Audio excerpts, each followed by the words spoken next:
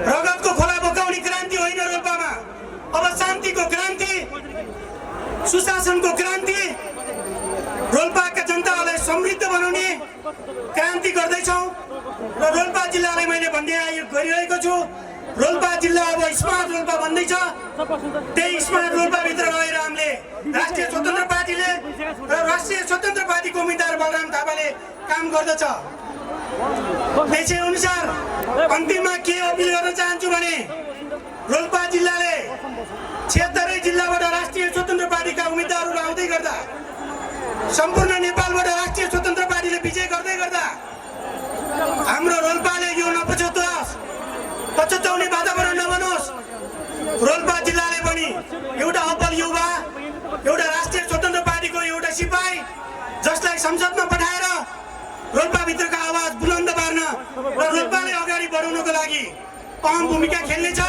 जसले सानो त्रुटिले रोल्पा जिल्लाले पछुताउन नपरोस्, त्यही अपेक्षा गर्दै रोल्पाले आम जनसमुदायहरूसँग यसपटक राष्ट्रिय स्वतन्त्र पार्टीको उम्मेदवार बलराम थापालाई घण्टी चिन्हमा मतदान गरेर विजय गराएर रोल्पाको लागि अगाडि बढाइदिनु हुन हार्दिक अनुरोध गर्दै, यदि बाहरूले राम्रो गरिदिनु भएको भए बालेनहरू आउनु पर्ने थिएन होला। आज देश राम्रो बनेको भए रवि लामिछानेहरू आउनु पर्दैन थियो होला। र यो मुलुक यदि सुशासन र सिस्टममा चलेको भए विपिन र कमलहरू दाङमा उदाउनु पर्ने थिएन होला। हो, आज हामी त्यसैको शङ्खघोष गर्न बङ्गाली जनताको सपनाहरू, पुराना राजनीतिक दलहरूले पटक पटक उठाएका बङ्गाली जनताका सपनाहरू अब हामी कामबाट एकमुष्ट फिर्ता गर्न चाहन्छौँ।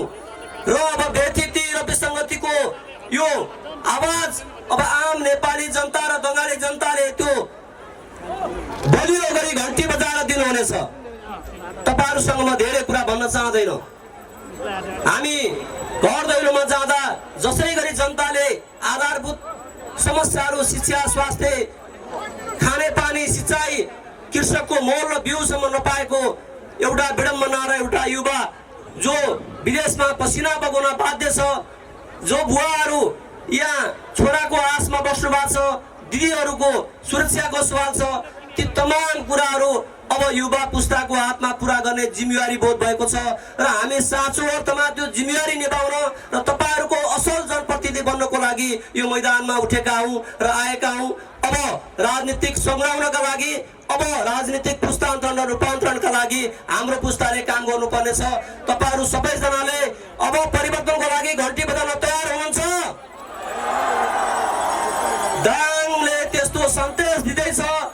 यो भन्दा अगाडिका निर्वाचनहरूमा क्लिन स्वीप भएको दाङ अरू पार्टीहरूलाई दिएको अवसर यस पटक सुशासनका लागि, परिवर्तनका लागि दाङको तीनवटै निर्वाचन क्षेत्रबाट क्लिन स्वीप गराउनुहुनेछ र बलियो गरी घण्टी बजाउनुहुनेछ, जसले भ्रष्टाचार, व्यथिति र भ्रष्टाचारीहरूको घण्टी बज्नेछ र हामी सुशासनको एउटा समुन्नतिको र सिस्टमको यात्राको लागि अगाडि बढ्नेछौँ। तपाईहरु सबैको साथ सहयोगको अपेक्षा गर्दै मेरो भनाइ यही अन्त्य गर्छु। धन्यवाद।